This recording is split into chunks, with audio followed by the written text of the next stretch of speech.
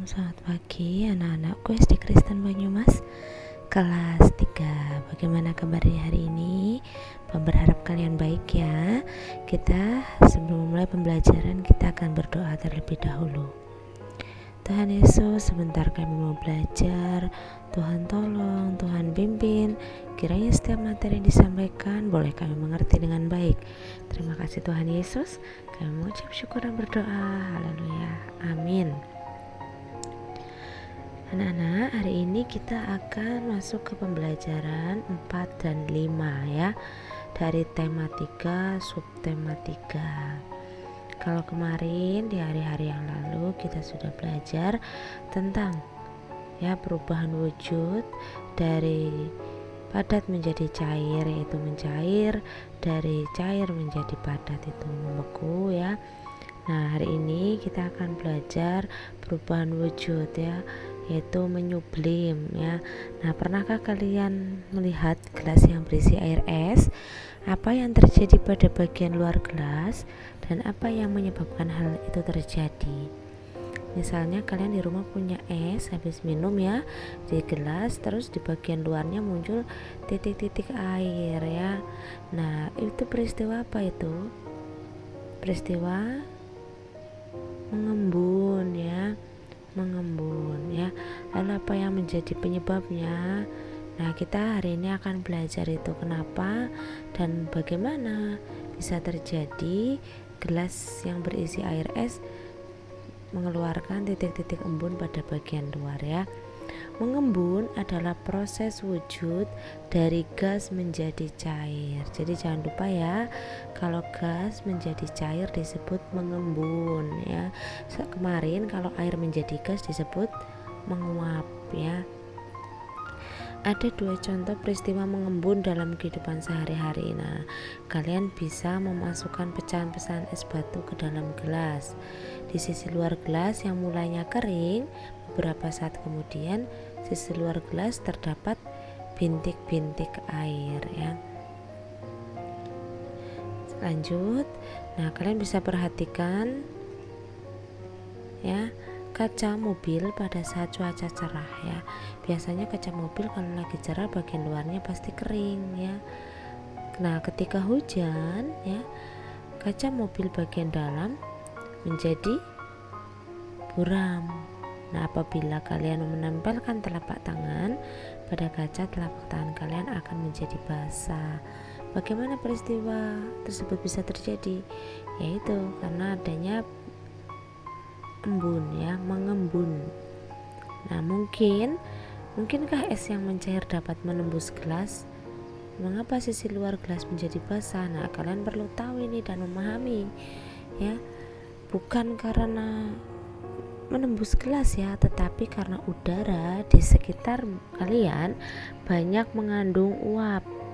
Ketika uap air bersentuhan dengan benda-benda yang lebih dingin atau suhunya lebih rendah, maka berubah menjadi bintik-bintik ya.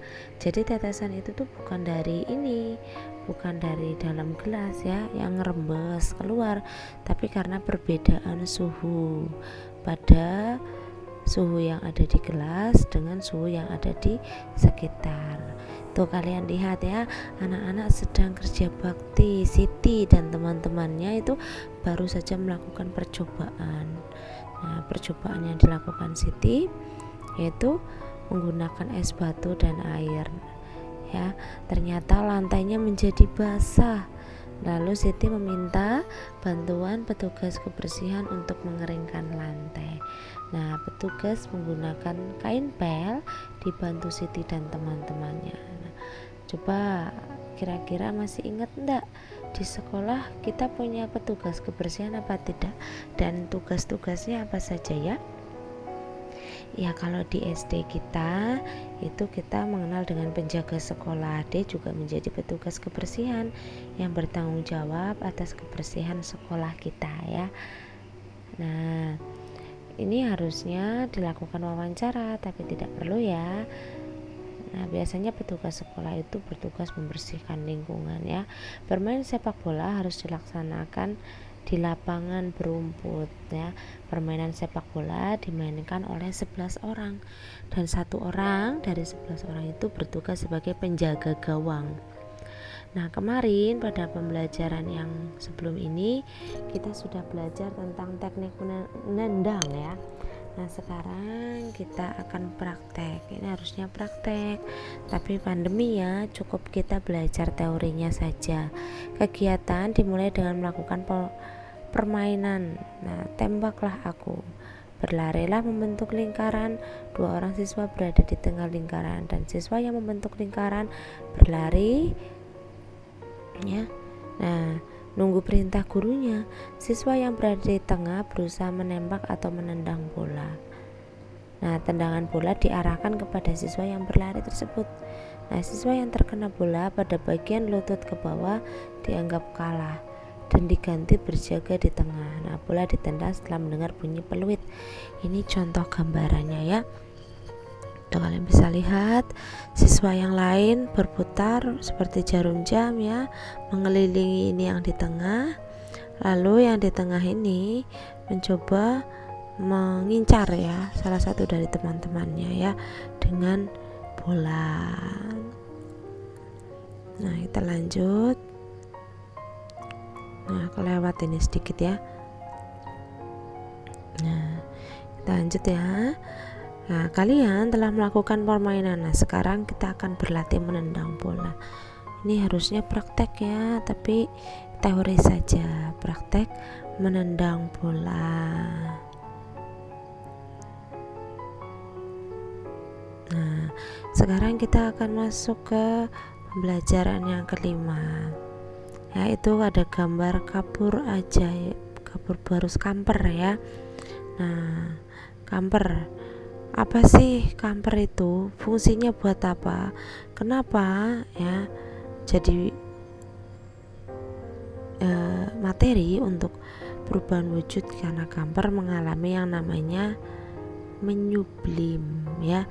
Perubahan wujud kita sudah belajar. Nah, hari ini kita bisa pasang-pasangkan itu. Mencair itu perubahan wujud dari padat menjadi cair. Lalu membeku perubahan wujud dari apa? Dari cair menjadi padat. Lalu kalau menguap itu perubahan wujud dari cair menjadi gas. Sedangkan mengembun adalah perubahan wujud dari apa ya mengembun? Dari gas menjadi cair, jangan lupa ya. Lalu kalau menyublim sudah pasti itu ya, perubahan wujud dari padat menjadi gas itu menyublim ya. Kita lanjut ya untuk ke materi yang berikutnya.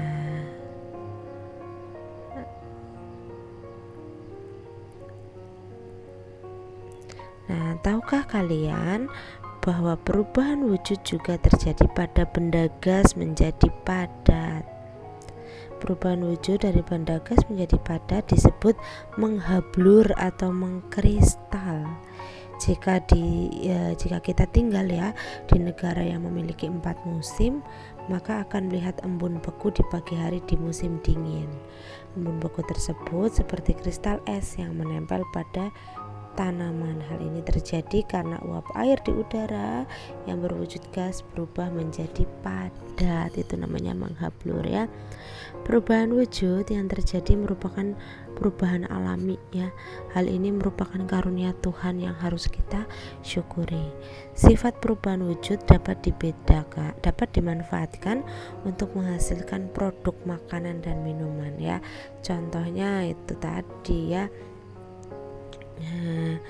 Nah, perubahan ya yang pada makanan itu bisa dilakukan secara alami ya, dan kalian bisa mengenal produk-produknya itu ya.